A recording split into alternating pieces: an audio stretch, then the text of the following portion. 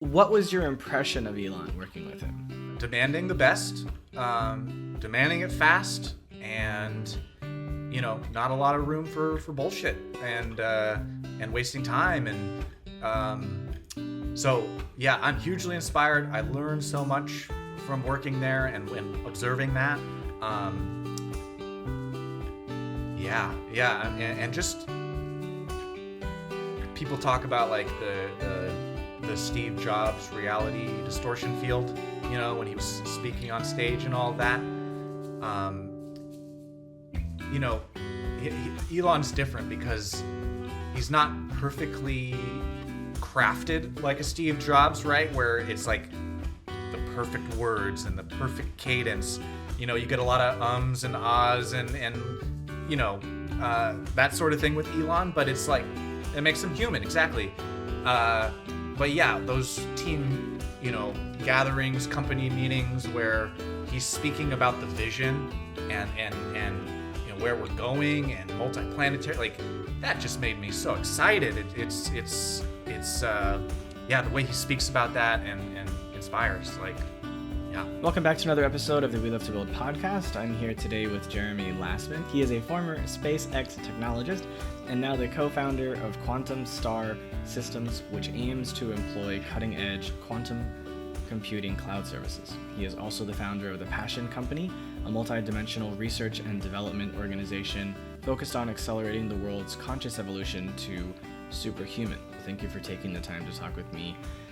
Jeremy, why don't you tell everyone a little bit more about how you got yourself involved in SpaceX and these other two companies, and we'll go from there. I actually got involved with SpaceX literally like right after high school, or like my last year of high school, because it was about 2006. And it was a relative startup back then. I think I was employee number 110 or 111 or something like that. Basically, my passion sold me. I didn't have a lot of business or company experience at that point, but the CIO at the time really saw the potential in me. He gave me the opportunity. He saw that I was a quick learner, and that got my foot in the door. And then it was just proving myself along the way, getting more and more responsibilities along the way, and it was a blast. I mean, I don't think you could have a better first company to work for than SpaceX, especially in that like startup phase.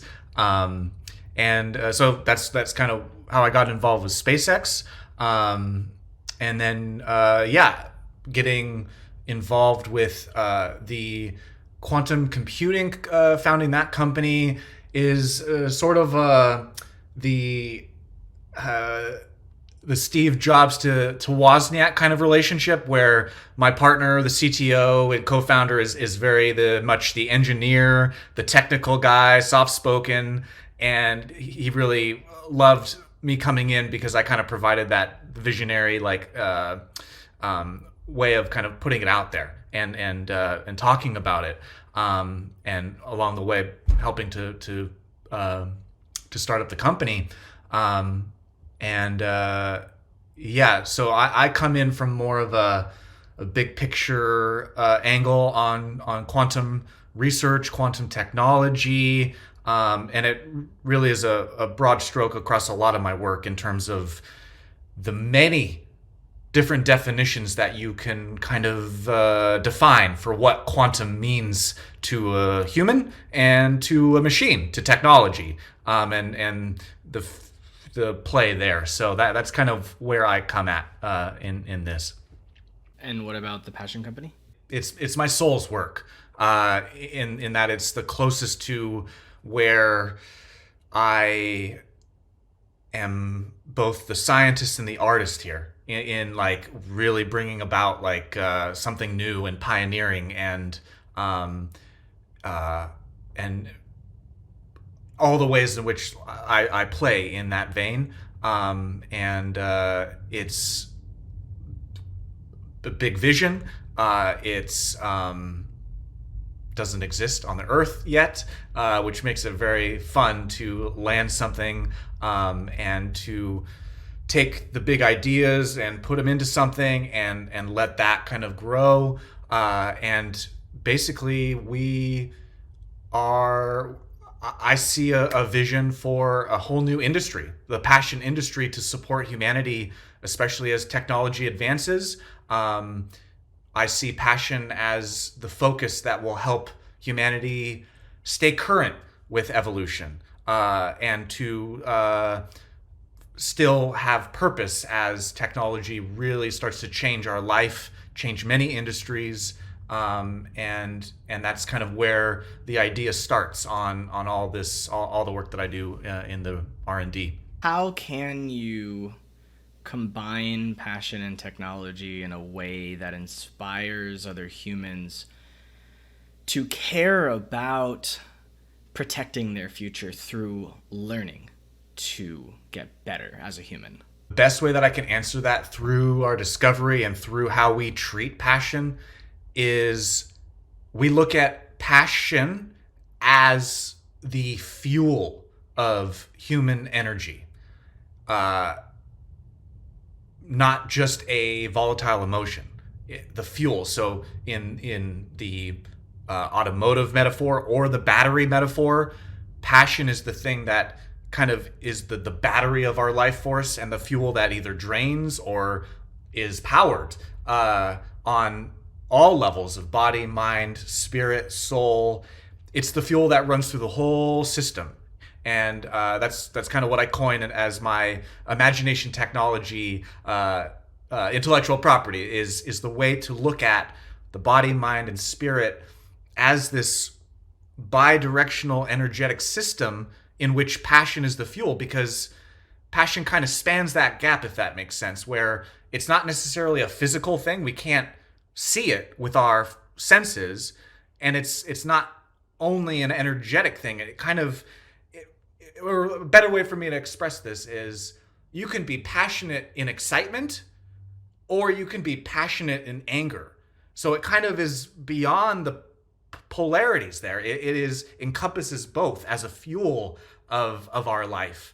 And that's precisely why it should be, and why I've been studying it as a new field here, because this is what I believe humanity will need to, again, stay current as we both, technology and humanity, ascend up this evolution together.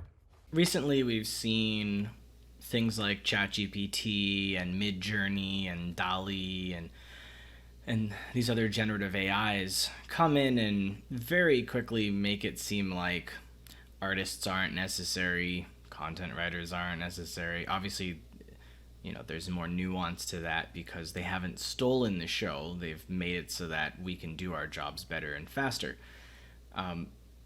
How many years do you think until quantum just comes and absolutely destroys everything? I believe we're on the time scale of 1 to 2 years and 5 years at the max, but we're probably going to see something in the 1 to 2 year scale, especially in terms of what we're building. So that might be a little bit of an accelerated pace, but it's years. It's years, which kind of to connect to the question before that again, which is why passion and soul is so imperative here, because that's the difference between quantity and actual like quality, and that's really, again, what makes us individual, what makes originality, and allows that collaboration between AI and humans to be productive and flourishing. I remember as a kid, my grandfather was in his 60s, and he had never worked with a computer in his life. He never needed one. But all of a sudden, his company started pushing him to use a computer. And he said no thanks, and he retired. He never used a computer in his life. He refused to. I believe that what happened back then in the 90s is going to repeat in this decade, where if you don't learn how to use the AIs that are coming out, you will lose your job to someone who's willing to learn. It's definitely a very potent theory, a very possible theory.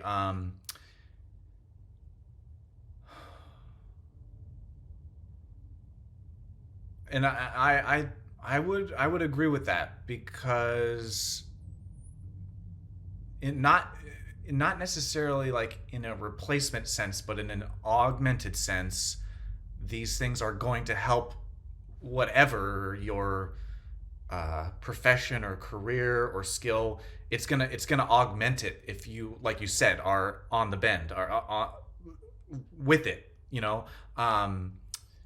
and but then, so I would agree like 80%, but then there is the other side that I can kind of see where, no, it's not imperative if your passion, your craft, soul are up to speed, because then it is about that quality and the originality that can only come from you, regardless of the tools that you're using, to be faster, or to augment the performance in some sense, to come down to that, like if we're talking artist level or whatever that profession is. It's that other side where, no, it's not, you don't necessarily need it. Just like people can do math in their head, and they don't need a calculator, right? It's sort of that, but it really goes down to that signature. What makes it original, individual, only the signature that only you can do. That's really what it comes down to me. In the other side of that coin. Yeah, there's definitely some examples of that. I watched a documentary a long time ago about this craft of making swords in Japan, where they will spend months, if not years, making a single sword. And when it comes out, they're masterpieces, and they'll sell for tens or hundreds of thousands of dollars, because they're like the only person in the world that can make the sword like that. Right. And there's people that will study for 10 or 15, 20 years as an apprentice under these masters. And like by the time they're 50 or 60, they're starting their career almost. Like they spend their entire youth just trying to figure out how to not screw it up. And so, I think some of those things may last, but I think anything that could be digitized is probably a different situation.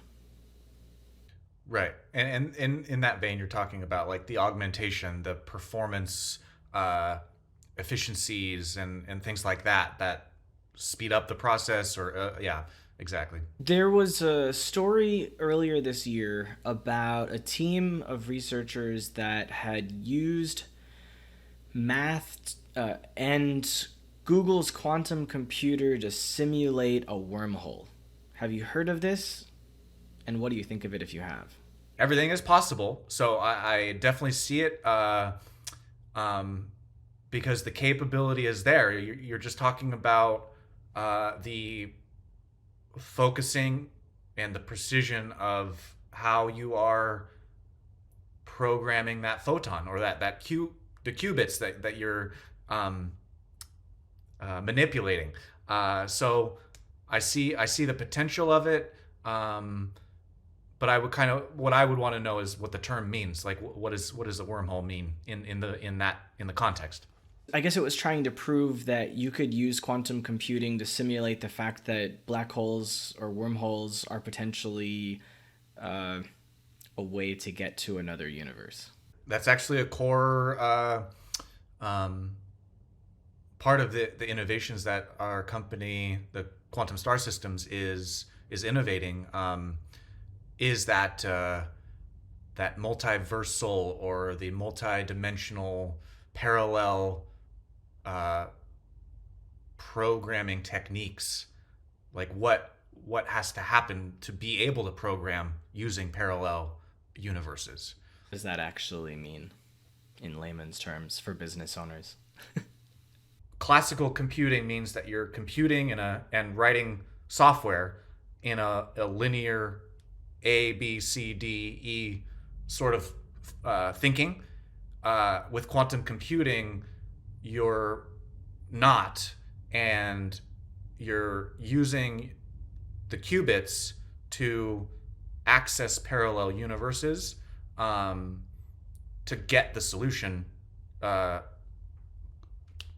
instantly is the kind of the promise of quantum.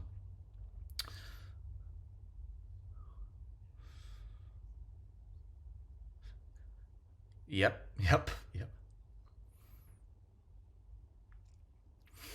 Mm. Let me see if I can try to regurgitate this for you, or not for you, but for myself and for everyone else. In classical thinking, there's an order of operations. You're forced to use those order of operations typically because you're constrained by an X, Y, or Z axis. With quantum computing, you're no longer constrained by anything, and therefore you can skip all of the order of operations and go to the fastest way possible through all of the nonsense and all of the noise to the destination you're trying to go to. Exactly. Let's try it like this.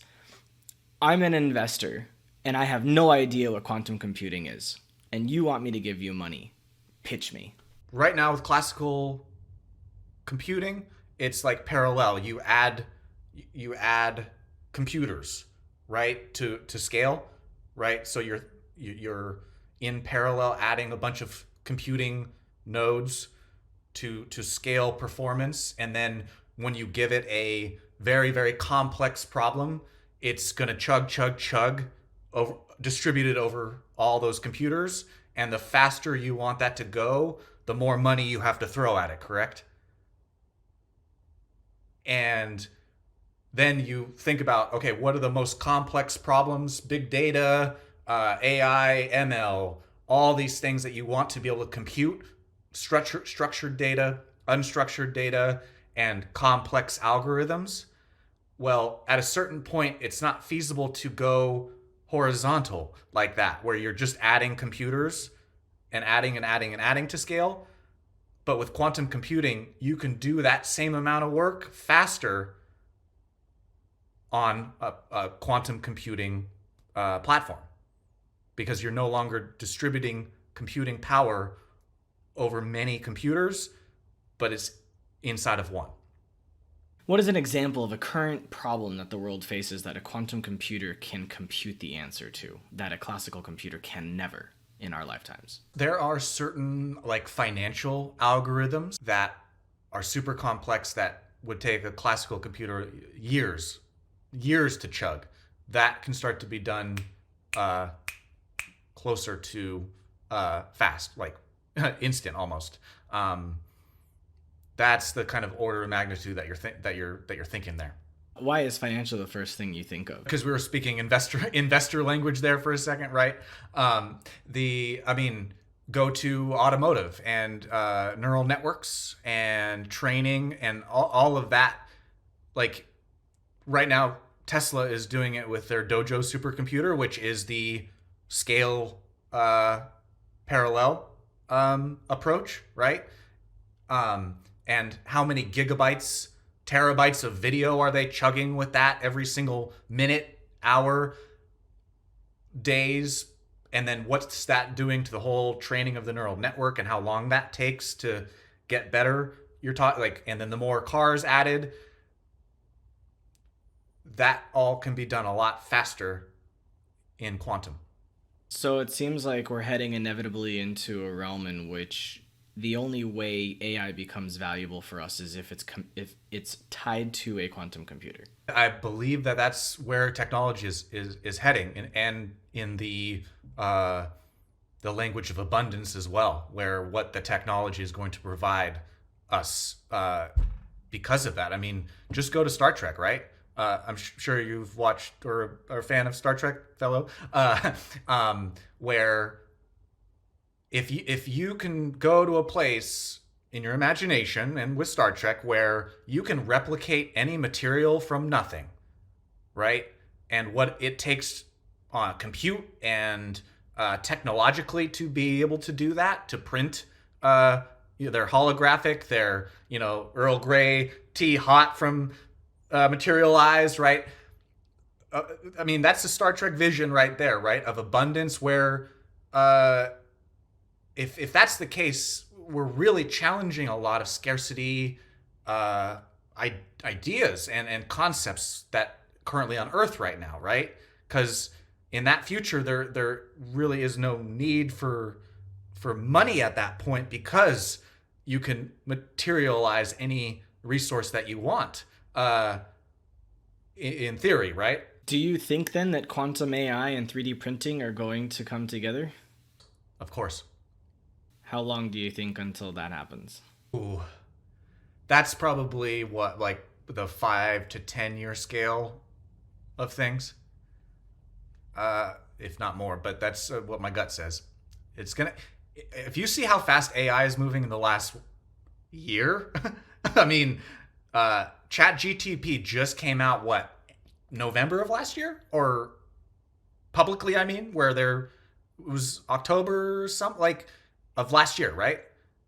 And all the, as you mentioned, the image generative AI, Dolly, and all.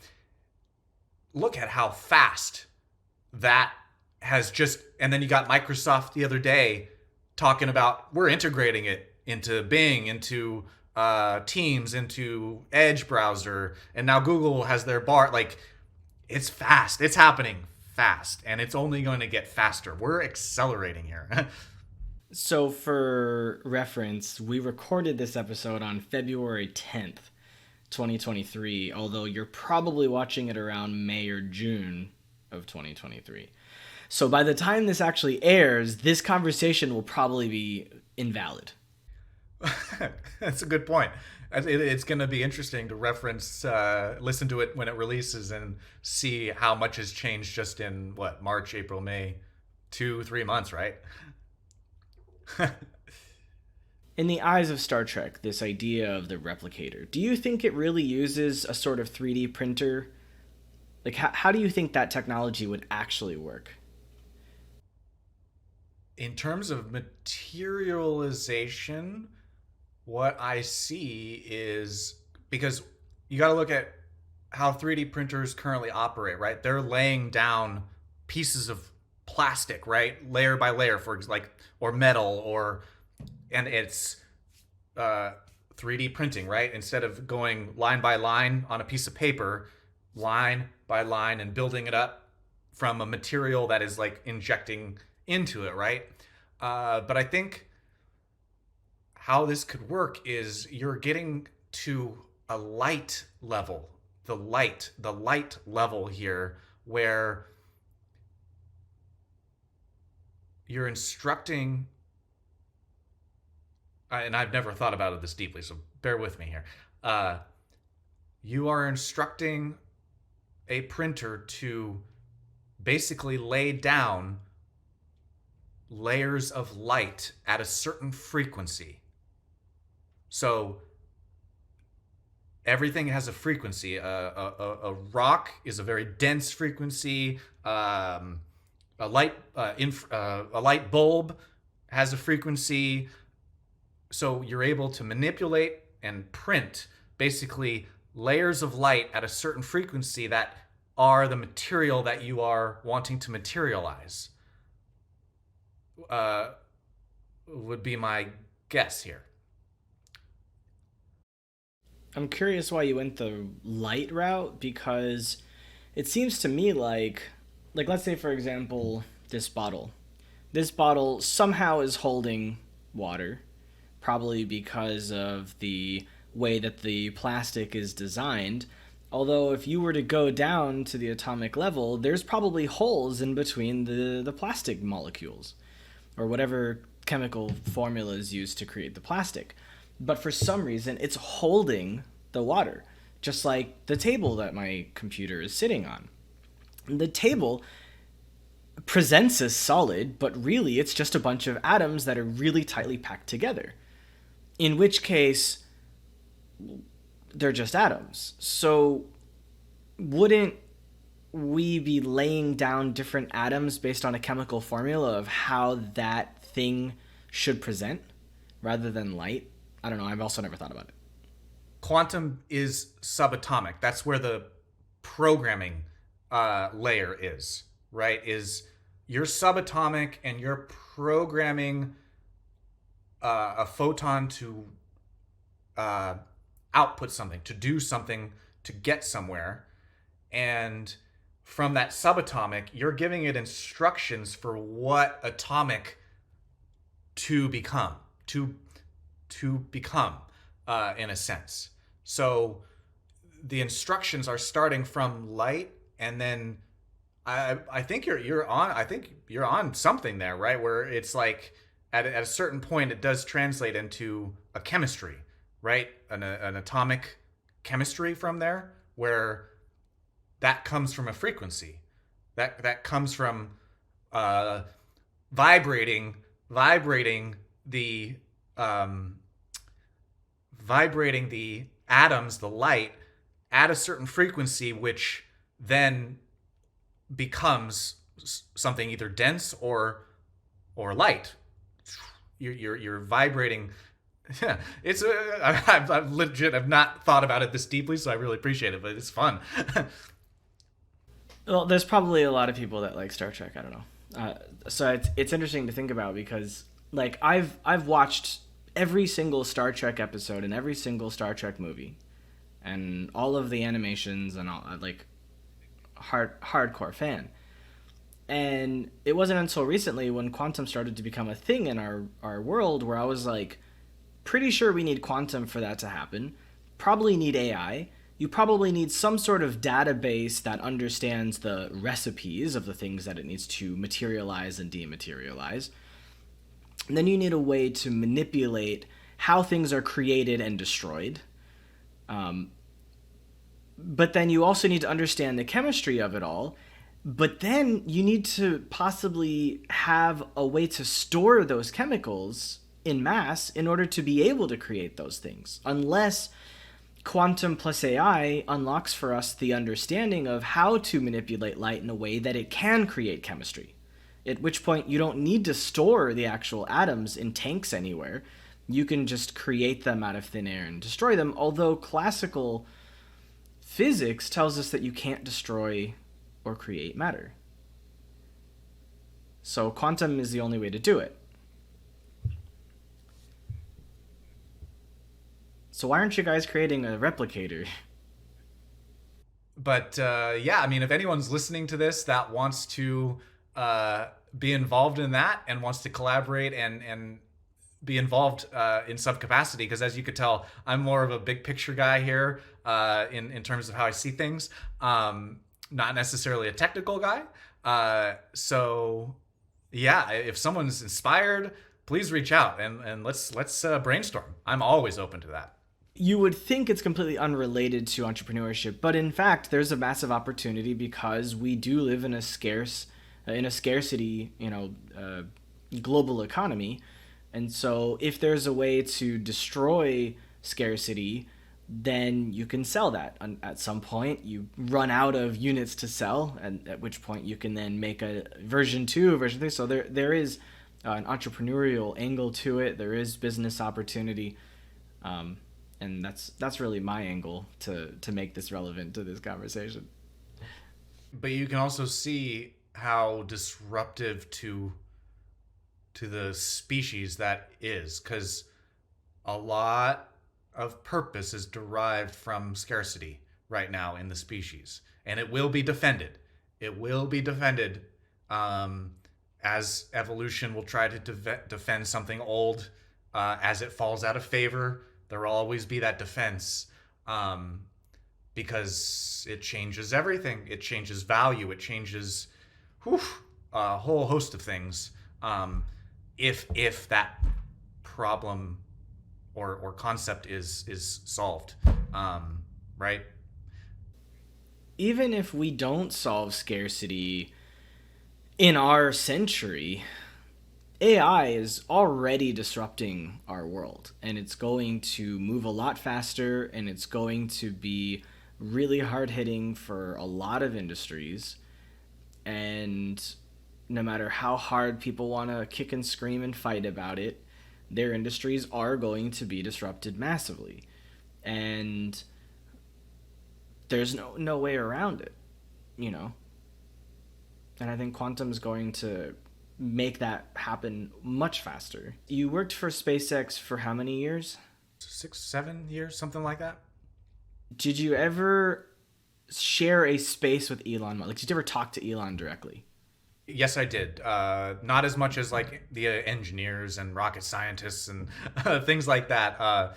My most notable kind of project involvement and experience with Elon was after the first successful Falcon 1 launch. I believe it was flight 3 or 4. He was about to go bankrupt, and if the fourth one didn't work, he was personally done. Done, right? And I didn't know that at the time. But that fourth one happened, success. And basically, I worked with him to create a music video. He chose the song Crystal Method, High Roller, the song High Roller by Crystal Method. And he said, go make a music video of our launch. And I don't know if people realized at the time, I think this was 2008 or something like that. The only players in space launches are NASA and governments, okay? And that's a pretty dry landscape, if you want to say it like that, right? So the idea back then, the idea of doing a music video to make rockets look cool and like to reinvigorate the excitement for space travel and going to Mars and all the things and the vision, right? Multiplanetary. So there was some confines I had of like, it had to still be kind of like professional, I guess, or kind of rigid in the editing of it. Like it couldn't be too crazy. But yeah, I worked with him to create a really rad music video to celebrate that launch. And he revisions and we worked on it together, and it was my most exciting kind of project there. What was your impression of Elon working with him? Efficient, intense,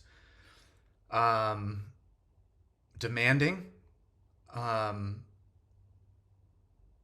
Yeah, no frills. Like demanding the best, demanding it fast, and not a lot of room for bullshit and wasting time. And so yeah, I'm hugely inspired. I learned so much from working there and observing that.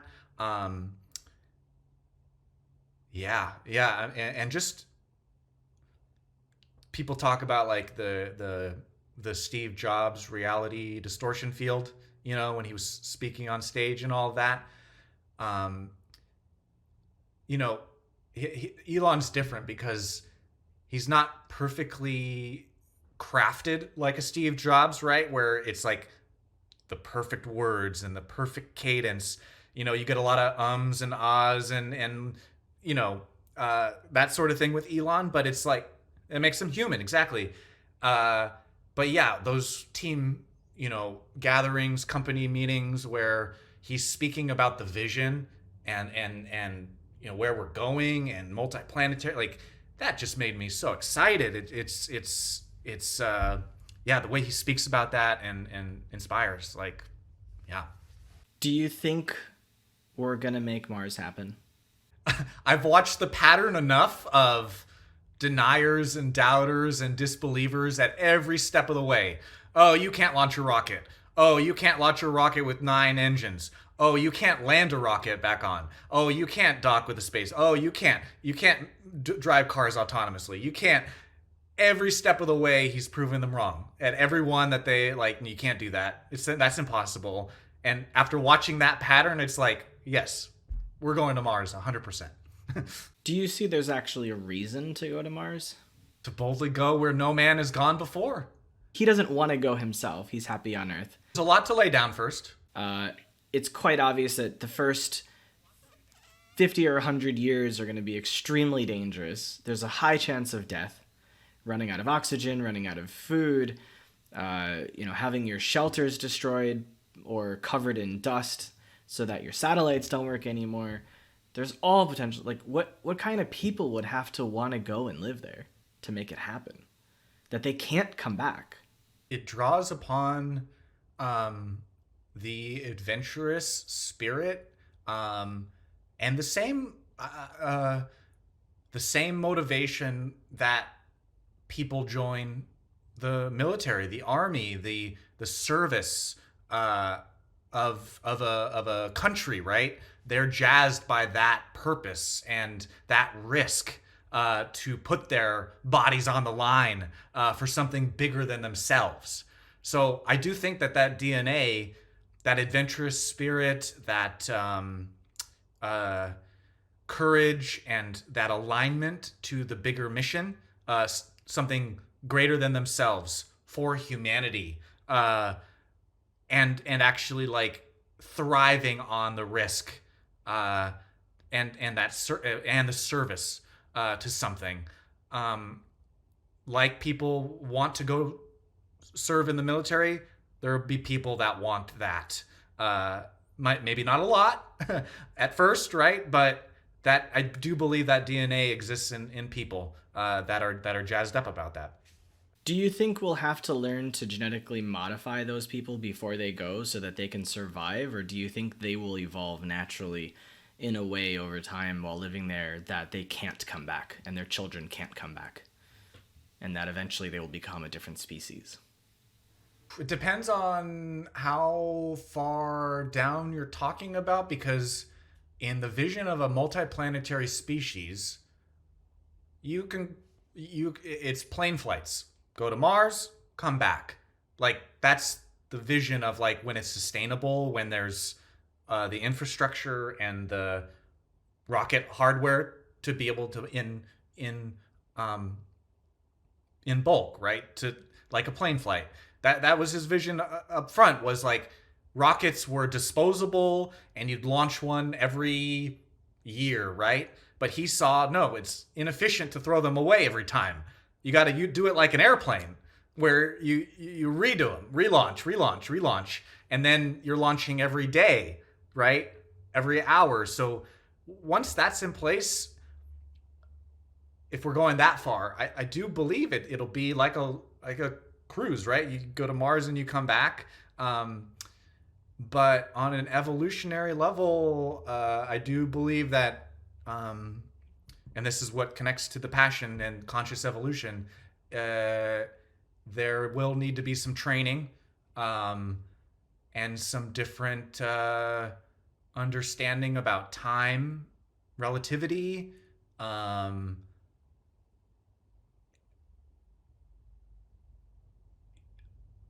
mind, because it will shift dramatically. So it's going to be a whole different mindset. It's going to be a whole different set of conditions to adapt to. But adaptation is key to evolution in here. So as long as you're on the edge of it, you can stay with it. By the time it's out of startup phase, you'd probably be dead. I would want the freedom to come back, if that's a possibility, in whatever the timescales that we're talking about. That would make me, I would go if there was a return flight. How much is that return flight worth to you in dollars, assuming we haven't beaten scarcity? Like the price of a house? $1 million? Great. Then how can people follow up with you? You can find me on all social channels. Just search Jeremy Lastman. My face should pop up. I'm sure I can give you a link that has all my links in it for the show notes or something like that. My digital business card thing. And then you can see what I termed as my soul's work at universalimagination.org, where you can see more about the R&D and the Passion Company, and get some cool experiences and a demo if you're interested. And subscribe to the newsletter for some great content that doesn't disappoint. And yeah, connect up if you want to brainstorm. So, thank you for taking this wild ride with us. If you're still here, this is very different from any kind of content I've ever done before. But sometimes you just have to nerd out. And I actually ended up taking like a 6 or 7 week hiatus from recording. So that's why things are off to a crazy start for fun in 2023, even though you're hearing this in the middle part of 2023. So don't forget that entrepreneurship is a marathon, not a sprint. So take care of yourself every day and understand that as we approach the future of our humanity and our society, whether it's now in the 2020s or whether it's in the 24th century or beyond, that entrepreneurship appears in many different forms and everything has the potential to make money. Unless you're watching this 500 years from now and you've beaten scarcity, then congratulations. But in the case that you haven't, there's money to be made. So get out there and go make it so that you can make your dreams come true. Thank you.